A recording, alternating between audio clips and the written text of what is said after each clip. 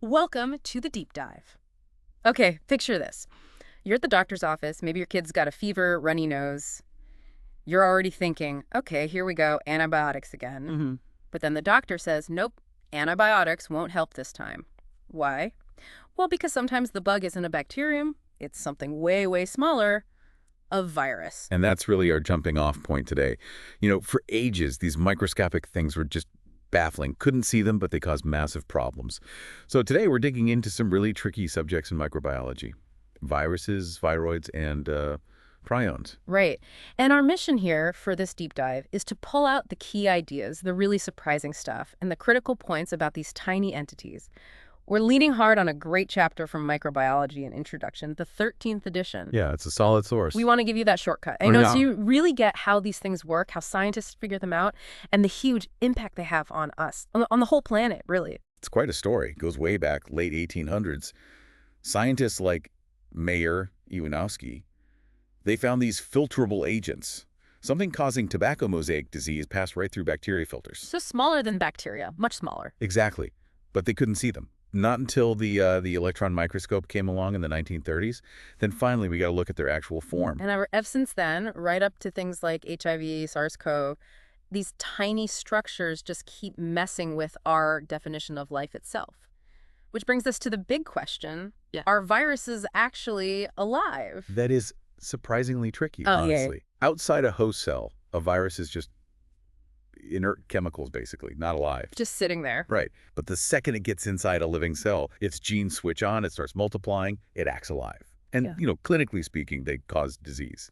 So, they're treated as alive in that context. It's a bit philosophical, but with real practical consequences. Okay, so it's this weird in-between state. What really makes a virus fundamentally different from, say, a bacterium, then? What are the defining features? The core things, the real takeaways, there are four.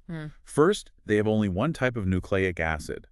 It's either DNA or RNA. Never both, unlike cells. Okay, DNA or RNA. Got it. Second, they have a protein coat, the capsid, maybe an outer envelope too. Third, and this is absolutely key, they are obligatory intracellular parasites. They have to get inside a living cell to multiply. They use the host's own equipment. Total dependence. Total dependence. And fourth, they make specialized structures that help get their nucleic acid into the next host cell. So that absolute reliance on the host cell, that's the big difference. Bacteria can often do their own thing, make proteins, generate energy. Exactly. Viruses, nope.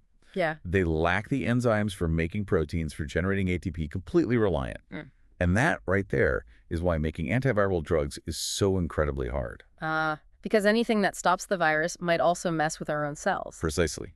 Hit the virus, you often hit the host. It's a really fine line to walk, finding drugs that are effective but not too toxic. And they're picky eaters too, right? They don't just infect anything, this host range idea. That's right. Most viruses are pretty specific. They target certain cell types in just one kind of host species. So you've got viruses for insects, for plants, for fungi, for us, and even for bacteria. Those are the bacteriophages, right? Phages, yep, bacteriophages, or phages for short. Yeah.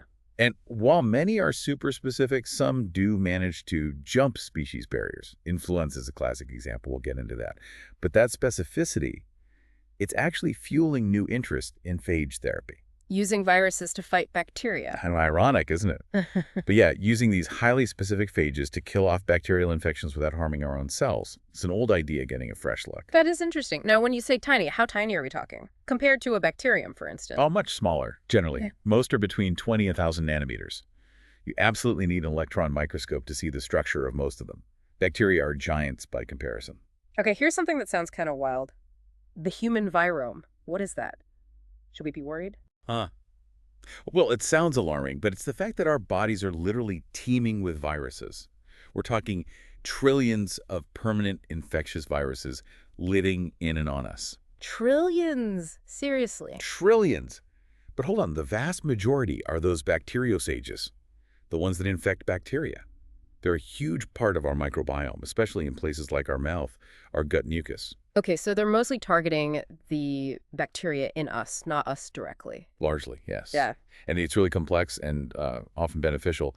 There's this idea called kill the winner-phages, can prevent potentially harmful bacteria from taking over, like tiny bodyguards. Keep the balance. Exactly. And then there's kill the competition. Some friendly gut bacteria, like certain Enterococcus, actually release phages to specifically kill off rival bacteria. So they're using viruses to protect their own turf within our microbiome. It's this intricate ecosystem. Wow. Okay, let's zoom in on the virus particle itself. Outside the cell, you called it a virion. What's the basic structure? Right, the virion is the complete infectious particle.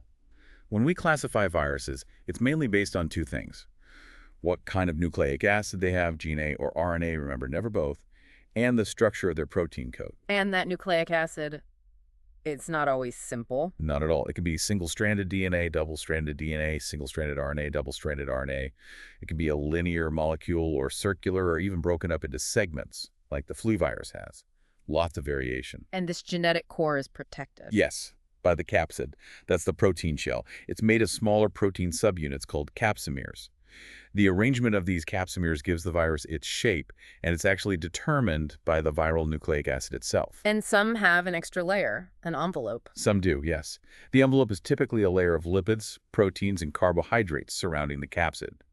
Interestingly, they often steal this layer from the host cell's own membrane as they're exiting the cell. Sneaky. And those little things sticking out, the spikes. Ah, yes, the spikes. Those are usually glycoprotein structures, protein plus carbohydrate. They're absolutely critical for the virus. They're what attaches to the receptor sites on the host cell. Think of them like keys fitting into specific locks on the cell surface. So that's how they target specific cells. Exactly. And they're useful for us scientists, too, for identification. For instance, the influenza virus uses its spikes to clump red blood cells together. That's called hemagglutination. We can actually use that reaction in lab tests to identify flu strains. And spikes are related to why we can get the flu over and over. They are. The genes coding for these spikes, particularly in influenza, mutate quite often. Small changes mean the antibodies we developed from a previous infection or vaccine might not recognize the new version effectively. So the virus changes its key, and our immune system's lock doesn't fit anymore. That's a good analogy. This gradual change is called antigenic drift. It's why the flu vaccine needs updating frequently. And of course, some viruses don't have an envelope at all. They're just the nucleic acid protected by the capsid. We call those non-enveloped viruses. Okay, so we have the components: nucleic acid, capsid, maybe an envelope and spikes. What about the overall shapes? Are they all just little balls? Oh no, there's quite a bit of variety in their morphology. You have helical viruses, which look like long rods. They can be rigid or flexible. The capsid is kind of like a hollow tube with the nucleic acid coiled inside. Rabies and Ebola viruses are examples. Ebola has that really distinct, long, filamentous shape. Right, I've seen pictures of that. Then you have polyhedral viruses. Polyhedral just means many-sided. Most of these are icosahedral. That's a shape with 20 triangular faces and 12 corners. Think of a geodesic dome, almost. Adenoviruses, which cause some colds, and poliovirus look like this. Very geometric. Geometric invaders. What about enveloped ones? Enveloped viruses often end up looking roughly spherical, just because the envelope kind of bags everything up, whether the capsid inside is helical or polyhedral. Influenza is enveloped helical. Herpes viruses are enveloped polyhedral. And then there are the really weird ones. Yeah, the complex viruses. They don't neatly fit the helical or polyhedral categories. Bacteriophages are the classic example. They often look like little lunar landers, right? A polyhedral head containing the DNA attached to a helical tail sheath with tail fibers for landing on the bacterium. Like tiny spacecraft. Pretty much. And pox viruses are also complex. They're kind of brick-shaped with multiple coats and no clear capsid. So with all this diversity, how do scientists actually classify them, put them into families? It can't just be based on the disease they cause, right? Yeah, no, that used to be the way. But it's too misleading because different viruses can cause similar symptoms. Now classification relies heavily on, well, their fundamental properties, the type of nucleic acid, DNA or RNA, single or double-stranded, their strategy for replication, their genetic makeup, genomics, and their structure or morphology. More reliable characteristics. Much more. And there's a naming system. Genus names end in virus, family names in Viridae, and order names in ales. Let's connect this to something really critical, like flu pandemics. You mentioned influenza earlier. Right, influenza A. It's a prime example of why understanding viral families and characteristics is crucial. These viruses infect lots of animals, birds, pigs, humans, and sometimes they jump species. How does that happen? Well, pigs are interesting because their cells have receptors for both bird flu viruses and human flu viruses. They can act as mixing vessels. Uh-oh. Yeah. The flu virus genome isn't one long strand. It's in 8 separate RNA segments. If a pig gets infected with a bird flu and a human flu at the same time, inside a single cell, those segments can get shuffled around, reassorted when new viruses are assembled. So you can get a brand new virus with a mix of bird and human flu genes. Exactly. This is called antigenic shift. It's major sudden change, unlike the gradual drift we talked about with spikes. This reassortment can create a novel virus strain that human immune systems have never seen before, potentially leading to a pandemic. The 2009 H1N1 swine flu was one of these reassortant viruses, a mix of genes from pig, bird, and human flu strains. That's a huge deal for public health, understanding that mixing potential. And looking across the viral families, you see the range Coronaviridae with SARS and MERS, Retroviridae with HIV, all classified by these core properties. Right. The classification reflects fundamental biology, which helps predict behavior. Okay, so let's get into the action. How do these viruses actually multiply? That's the core of their existence, right?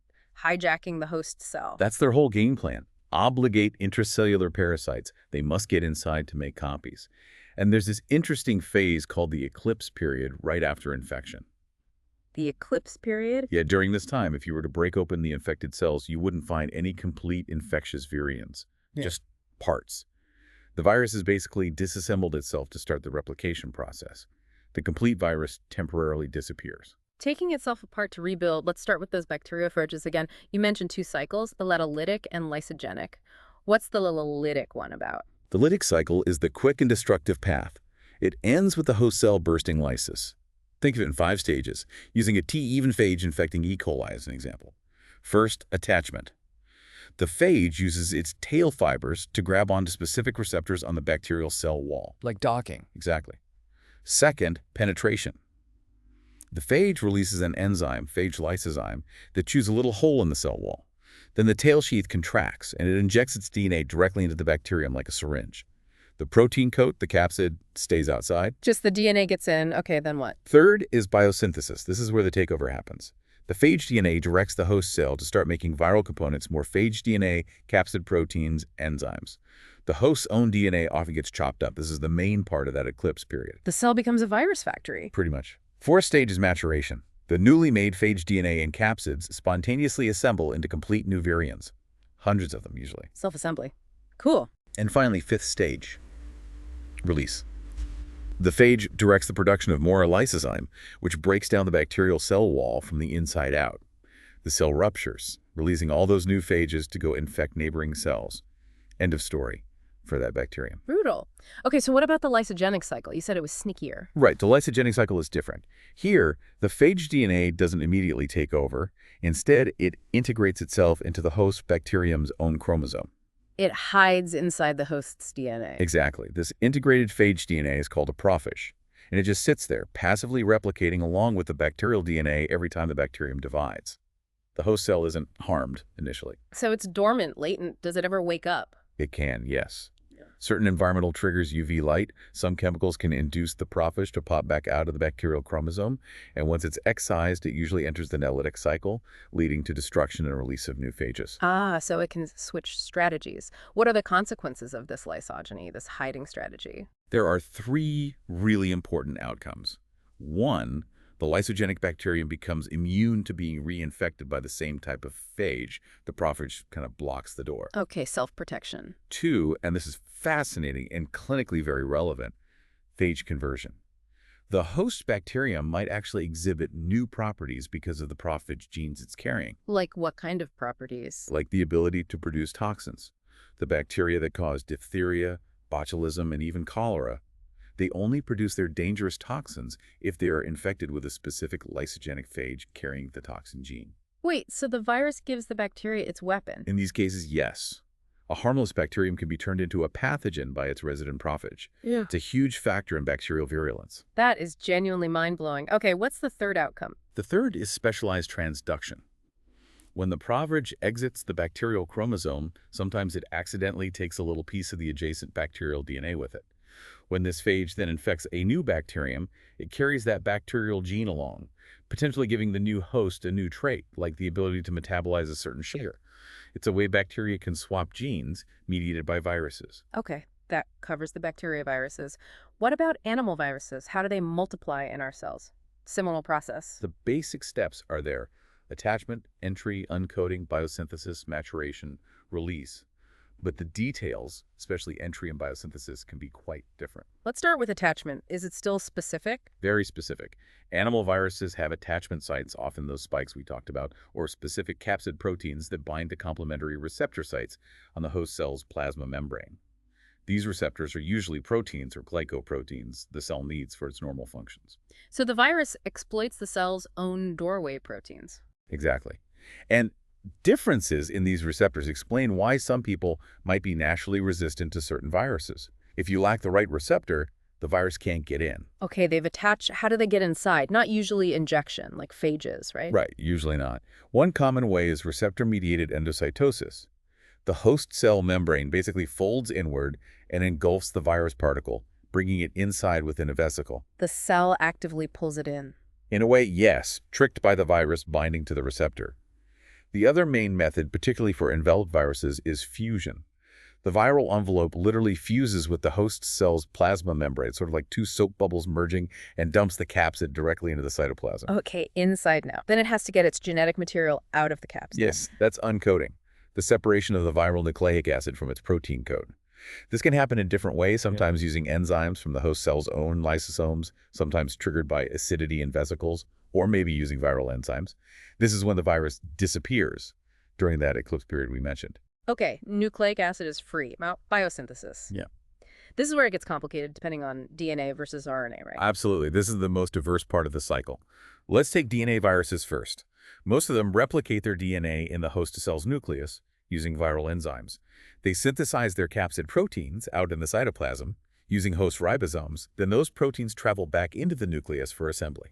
Why the nucleus? Because that's where the host cell's DNA replication machinery and enzymes are.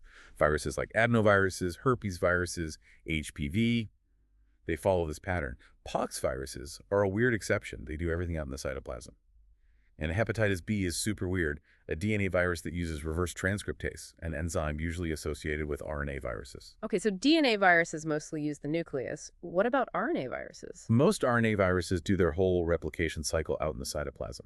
The key thing here is an enzyme called RNA-dependent RNA polymerase. Host cells don't normally have this enzyme. They don't make RNA from an RNA template. So the RNA viruses either have to carry the enzyme with them into the cell or synthesize it early on. And how that enzyme works depends on the type of RNA. Exactly. For viruses with what we call a plus strand or sense strand RNA genome like poliovirus, hepatitis A, their RNA can act directly as mRNA. It gets immediately translated by host ribosomes to make viral proteins, including that RNA polymerase needed to copy the genome. So the genome is the message. Right. But for antistrand or antisense strand RNA viruses like rabies, influenza, their genome can't be translated directly. They first have to use their RNA polymerase to transcribe their strand RNA into a complementary plus strand, and that plus strand then serves as mRNA. A bit more complicated. And double-stranded RNA. Like reoviruses, which cause rotavirus. Yeah, they have double-stranded RNA.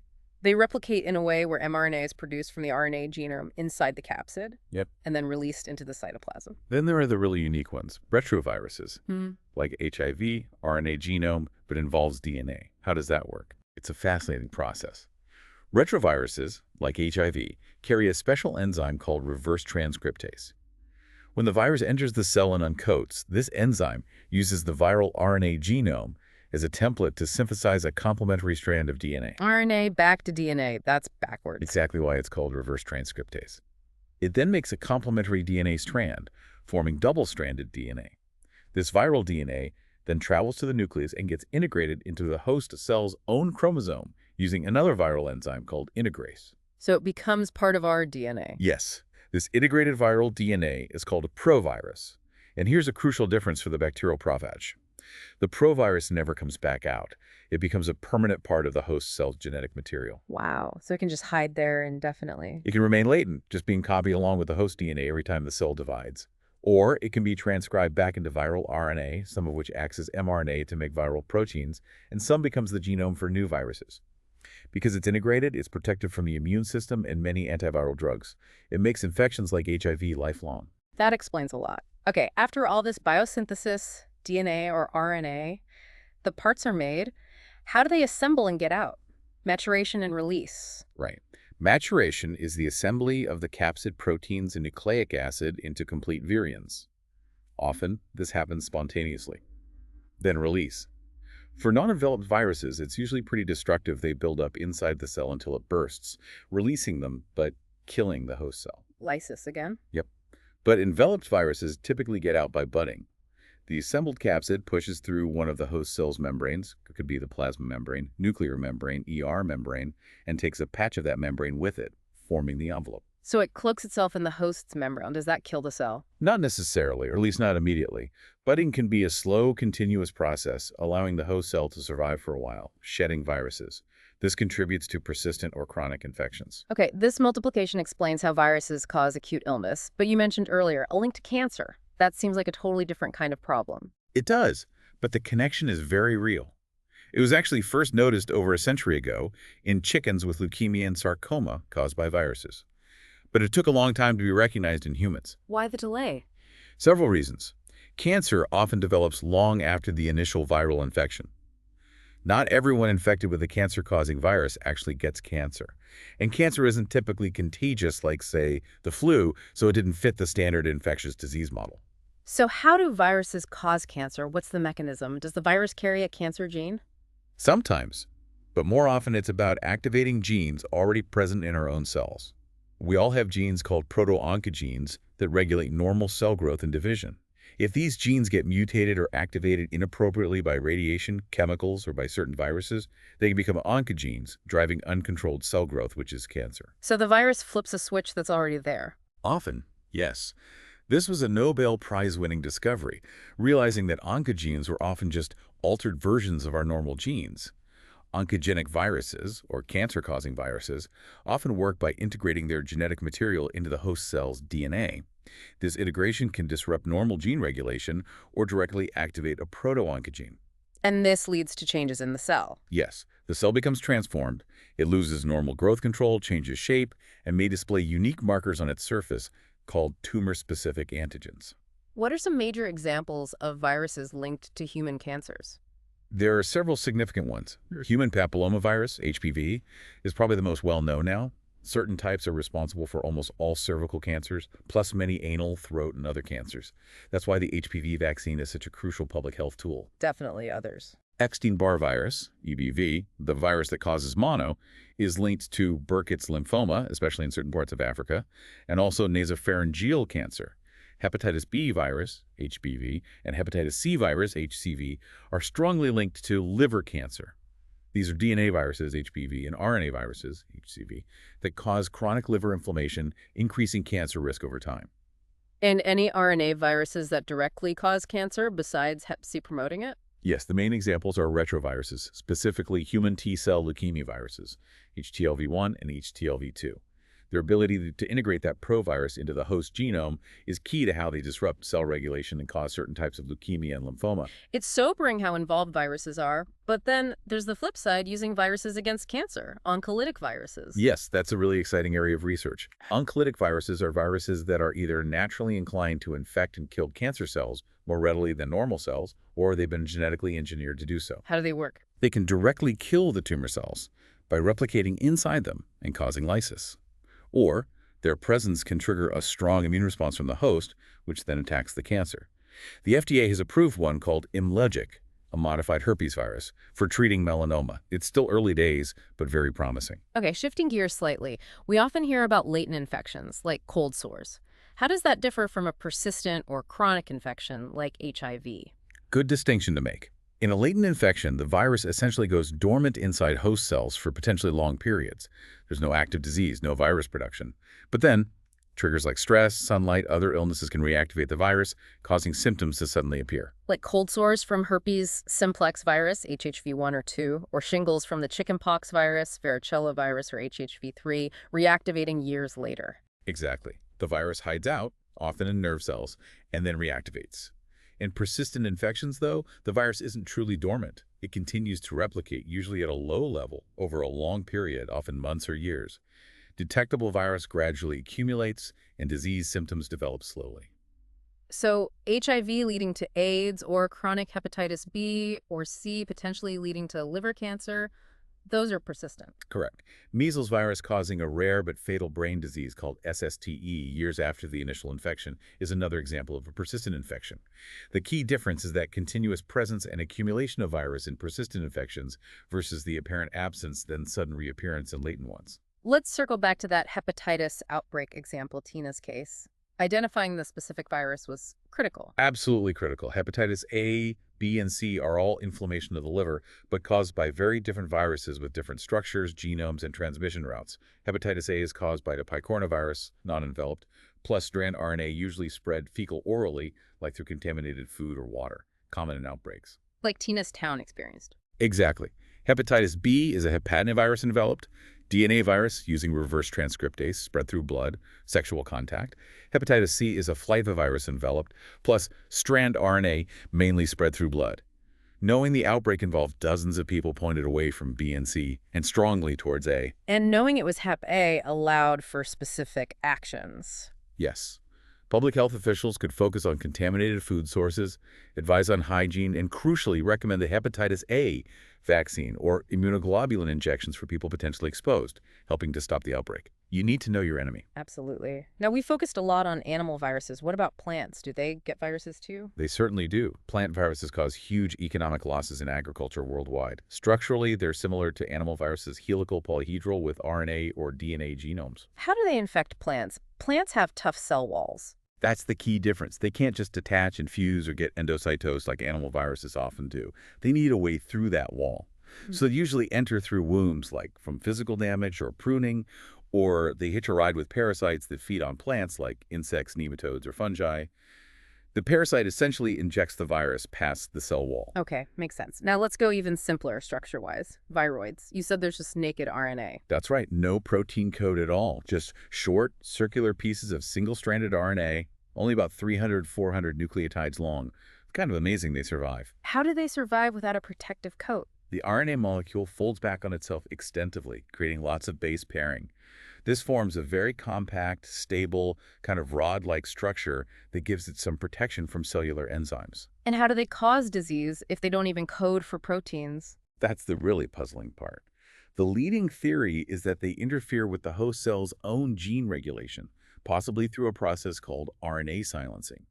They might mimic or disrupt the small RNAs the plant uses to control its own genes, leading to developmental problems. Like the potato spindle tuber viroid, causing stunted growth. Exactly. That was the first one discovered, causes major crop losses.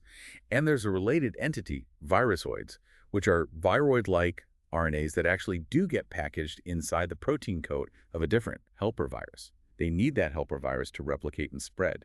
Hepatitis D in humans might be something like a virusoid. It requires co-infection with hepatitis B. Intriguing. Any idea where these weird little RNAs came from? One hypothesis points to introns, those non-coding sequences within eukaryotic genes that get spliced out. Viroids share some structural similarities with introns, leading to speculation that maybe they're escaped introns. It also makes you wonder if there might be undiscovered viroids causing diseases in animals. Okay, from naked RNA to just protein. Prions. This one still feels like science fiction. Infectious protein. It really turned biology on its head when Stanley Prusiner proposed it in the 1980s and won a Nobel Prize for it. Prions are infectious agents composed solely of protein. No DNA, no RNA. And they cause these horrible brain diseases, spongiform encephalopathies. Yes, transmissible spongiform encephalopathies, TSEs. They cause progressive neurodegeneration. The brain develops characteristic holes, making it look spongy under a microscope. Like scrapie in sheep, mad cow disease, Yeah. PSE in cattle. Exactly. And in humans, there's Creutzfeldt-Jakob disease, CJD, Kuru, linked to cannibalistic rituals in New Guinea, Gerstmann-Streusler-Scheinker syndrome, and fatal familial insomnia. What's bizarre is how they spread. Some seem inherited, others infectious. That's the paradox. TSEs can arise from a genetic mutation in the gene coding for the prion protein, inherited CJD, fatal familial insomnia. They can occur sporadically, seemingly out of nowhere, most CJD cases, and they can be transmitted through contaminated food, like BSE jump into humans as variant CJD, contaminated surgical instruments, corneal transplants, growth hormone injections. So how does a protein with no genes replicate itself and cause disease? It's a process of conversion, or corruption. Yeah. We all have a normal cellular protein called PRPC, found mostly on the surface of nerve cells. The infectious form, called PRPSC, for scrapie, has the same amino acid sequence but is folded into a different abnormal shape. Misfolded. Exactly. And the crucial, terrifying part is that when this misfolded PRPSC encounters a normal PRPC molecule, it somehow induces the normal protein to refold into the abnormal PRPSC shape. Like a template for misfolding? Pretty much. So one abnormal prion protein triggers a chain reaction, converting more and more normal protein into the misfolded infectious form. These PRPSC molecules are very stable. They resist being broken down by the cell, and they aggregate together, forming clumps or plaques. And that accumulation kills the nerve cells. That's the result. The accumulation of these aggregates disrupts cell function and eventually leads to cell death, creating those vacuoles or holes in the brain tissue and causing the devastating neurological symptoms.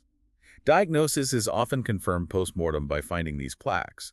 It's a truly unique mechanism of disease. Wow. We have definitely covered a lot of ground today. From the basic structure of viruses, these tiny hijackers, through their diverse ways of multiplying, their surprising links to cancer, and then onto these even stranger entities, viroids and prions. It's a whole hidden world, isn't it? These entities that blur the lines of life, completely dependent on host cells, yet capable of causing so much disruption, disease, Yeah. but also, as we saw with the virome, potentially playing complex roles in our own biology. You really do get a much clearer picture now. So next time you hear about the flu or a new vaccine or even one of these rare neurological diseases, you'll have a better sense of the incredible, intricate, and often invisible biological battles being waged. Yeah, understanding the how behind it all makes a big difference. And here's something to chew on. If viruses are masters of hijacking cellular machinery, and prions show that just a misfolded protein can be infectious, what other fundamental biological processes could be vulnerable?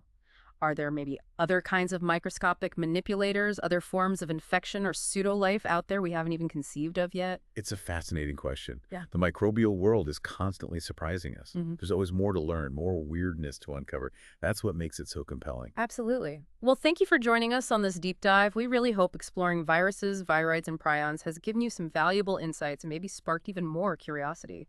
Stay curious, everyone, and we'll see you next time for another deep dive.